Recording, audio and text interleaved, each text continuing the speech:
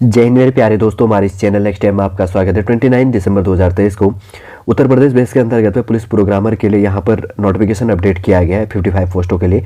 जो भी आपके फॉर्म भरने के लिए इंपॉर्टेंट इन्फॉर्मेशन होगा शॉर्टली रूप से इस वीडियो के अंतर्गत आपके लिए प्रोवाइड करने की कोशिश की जाएगी।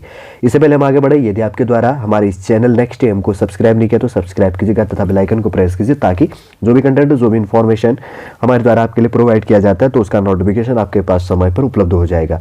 अगर इसके ऑफिशियली वेबसाइट की बात करें तो upppb.gov.in पर जाकर आप फॉर्म भर सकते हैं, नोटिफिकेशन देख सकते हैं। मेल और फीमेल कैटेगरी बेस के अंतर्गत पे यहाँ पे एलिजिबल है कंप्यूटर प्रोग्रामर के लिए। 2023 में 29 दिसंबर 2023 को नोटिफिकेशन अपडेट किया। अनरिजर्व के लिए 24 पोस्ट है, ईडब्ल्यूएस के लिए 5 पोस्ट है, अदर बैकवर्ड क्लास के लिए 14 पोस्ट है, शेड्यूल कास्ट के लिए 11 और शेड्यूल ट्राइब के लिए 1 हो गया। टोटल कितनी होगी? 55 पोस्ट है, इसके अंतर्गत पे इंक्लूड हो जाता है। आगे देखते हैं, ऑनलाइन आवेदन हो गया। शुल्क जमा प्रारंभ करने की जो तिथि की बात करेंगे तो फॉर्म भरने का जो डेट स्टार्ट है 7 जनवरी 2024 से स्टार्ट है। लास्ट डेट फीस पेमेंट करने का और फॉर्म भरने का 28 जनवरी 2024 लास्ट डेट है।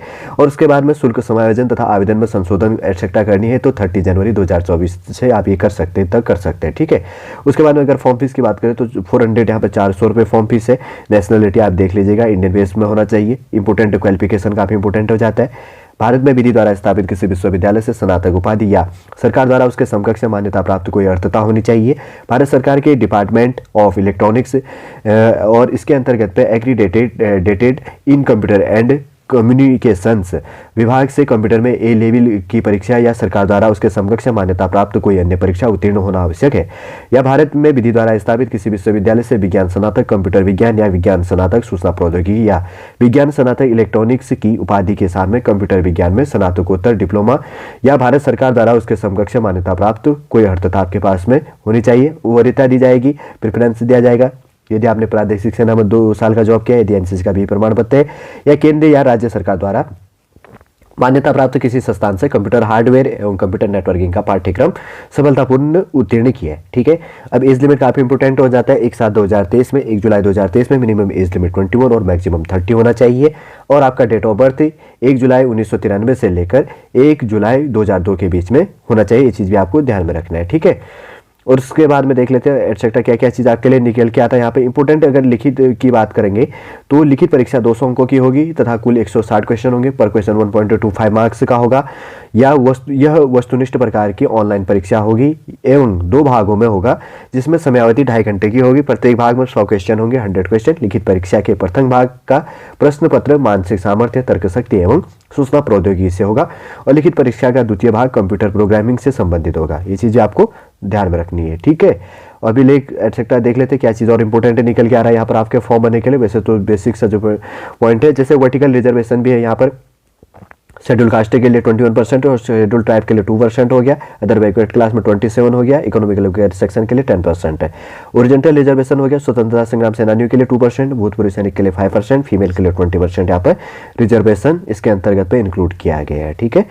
और कोई आपको ओरिजेंटल और वर्टिकल रिजर्वेशन को भी थोड़ा सा ध्यान में रखते हुए चलना, जो इसके अंतर्गत पे सम्मिलित होते हैं, इसके लिए क्या हो जाता है, काफ़ी इंपॉर्टेंट हो जाता है, ठीक है। अब देखेंगे इसका सिलेबस बेस। सबसे पहले यहाँ पर देख लेते हैं सिलेबस में क्या क्या टॉपिक इंक्लूड हो जा रही है। सबसे पहले हो गया मेंटल एबिलिटीज बेस के अंतर्गत पे लॉजिकल डायग्राम से हो गया तार्किक आरेख जिसको कहा जाता है। और उसके बाद में सिंबल रिलेशनशिप्स इंटरप्रिटेशन संकेत संबंध विश्लेषण जिसको कहा जाता है। कोडिफिकेशन जिसको कहा जाता है, संकेतीकरण जिसको कहा जाता है, प्रत्यक्ष ज्ञान बोध हो गया, परसेप्शन से टेस्ट जिसको कहा जाता है, ठीक है। प्रत्यक्ष ज्ञान बोध हिंदी में कहा जाता है। शब्द रचना परीक्षण हो गया, वर्ड फॉर्मेशन टेस्ट हो गया। फिर उसके बाद में अक्षर और संख्या श्रृंखला होगी, लेटर एंड नंबर सीरीज। फिर उसके बाद में शब्द और वर्णमाला में आंशिक समरूपता, word and alphabet analog base के अंतर्गत पे एनालॉग जिसको कहा जाता है। उसके बाद में व्यवहारिक ज्ञान परीक्षण हो गया, कॉमन सेंस टेस्ट। उसके बाद में अक्षर और संख्या संकेत, लेटर एंड नंबर कोडिंग। और उसके बाद में दिशा ज्ञान परीक्षण, डायरेक्शन सेंस टेस्ट हो गया, लॉजिकल इंटरप्रिटेशन ऑफ डाटा हो गया, आंकड़ों का तार्किक विश्लेषण।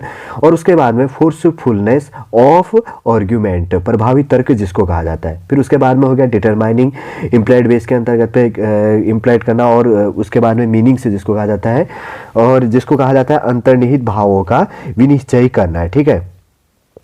उसके बाद में रीजनिंग से टॉपिक रिलेट हो जाता है, जैसे जिसको यहाँ पर कहा जाता है एनालॉग बेस के अंतर्गत से टॉपिक है, और समरूपता जिसको कही जाती है, और सिमिलरिटीज हो गया, समानता, भिन्नता हो गया, डिफरेंस जिसको कहा जाता है, स्पेस विजुअलाइजेशन से खाली स्थान भरना हो गया, समस्या को सुलझाना हो गया, प्रॉब्लम सॉल्विंग जिसको कहा जाता है, एनालिसिस एंड जजमेंट हो गया, विश्लेषण और निर्णय जिसको कहा जाता है, और निर्णायक क्षमता हो गया, डिसीजन मेकिंग, विजुअल मेमोरीज हो गया, स्मृति जिसको कहा जाता है, डिस्क्रिमिनेशन हो गया, विनंदन क्षमता से, ऑब्जर्वेशन हो गया, प्रेक्षण जिसको कहा जाता है, रिलेशनशिप संबंध हो गया, कॉन्सेप्ट होगी अवधारणा, अर्थमेटिकल्स रीजनिंग अंकगणितीय तर्क जिसको कहा जाता है, वर्बल एंड फिगर क्लासिफिकेशन शब्द और आकृति वर्गीकरण जिसको कहा जाता है, अर्थमेटिकल्स नंबर सीरीज कही जाती है, अंकगणितीय संख्या श्रृंखला। फिर उसके बाद में इंक्लूड हो जाता है अमूर्त विचारों व प्रतीकों तथा उनके संबंधों से सामंजस्य की क्षमता, abilities to deal with abstract idea and symbols base के अंतर्गत पे, एंड दियर रिलेशनशिप, अमूर्त विचारों व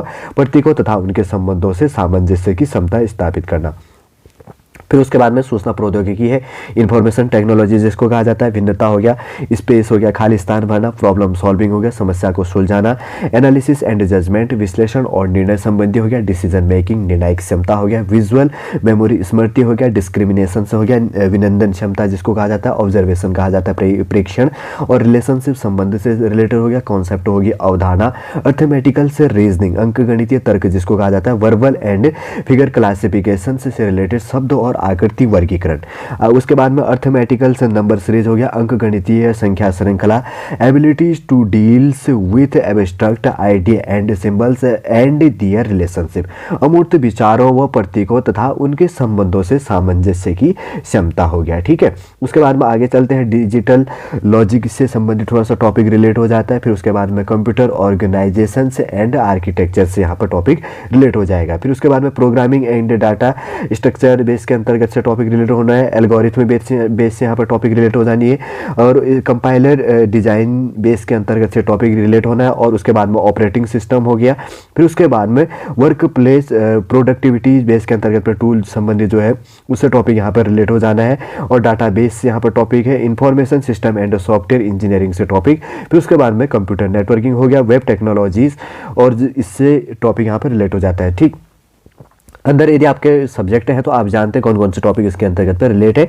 उसके बाद में कंप्यूटर प्रोग्रामिंग से है, यहाँ पे इंट्रोडक्शन से बेसिक्स आ जाता है, प्रोग्रामिंग लैंग्वेज से यहाँ पर टॉपिक रिलेट है। उसके बाद में C++ with object oriented programming. ठीक है, फिर उसके बाद में टॉपिक है जावा से संबंधी, यहाँ पे पैरेलल बेस के अंतर्गत पर कंप्यूटिंग की बात कही गई है, और उसके बाद में जावा स्क्रिप्ट बेस के अंतर्गत से टॉपिक रिलेट हो जाता है, और इंटरनेट एंड वेब प्रोग्रामिंग से टॉपिक है foundation for internet programming base के अंतर्गत पे। ठीक है, ध्यान में रखना ये टॉपिक है, क्योंकि यदि आपका ये सब्जेक्ट टॉपिक है तो आप जानते हैं इसके अंतर्गत में मैं पॉज कर देता हूँ, आप टॉपिक को देख लीजिएगा इसके अंतर्गत में कौन कौन से, नहीं तो आप गूगल पर भी सर्च करके आपको ये पूरा सिलेबस मिल जाएगा। ठीक है, इनके ऑफिशियल वेबसाइट के अंतर्गत पे ये प्रोवाइड किया है। वैसे तो समझ गए होंगे सॉलिड रूप से उत्तर प्रदेश बेस के अंतर्गत पे 55 पोस्टों के लिए मेल और फीमेल कैंडिडेट के लिए कंप्यूटर प्रोग्रामिंग के लिए जो नोटिफिकेशन अपडेट किया गया था, जो भी आपके फॉर्म भरने के लिए इंपॉर्टेंट इन्फॉर्मेशन था, साथ में जो भी सिलेबस है हमारे द्वारा आपके लिए यहाँ पे कम समय के अंतर्गत पे आपके लिए प्रोवाइड करने की कोशिश की गई है। उम्मीद करूंगा दोस्तों इस वीडियो के अंतर्गत पर सॉलिड रूप से आप समझ गए होंगे। यदि इन्फॉर्मेशन आपको अच्छा लगता है लाइक कीजिए, कमेंट कीजिएगा, और हमारे इस चैनल नेक्स्ट एम को सब्सक्राइब कीजिए। वापस से हम नेक्स्ट क्लास के अंतर्गत पर आपसे मिलेंगे। जय हिंद, जय भारत।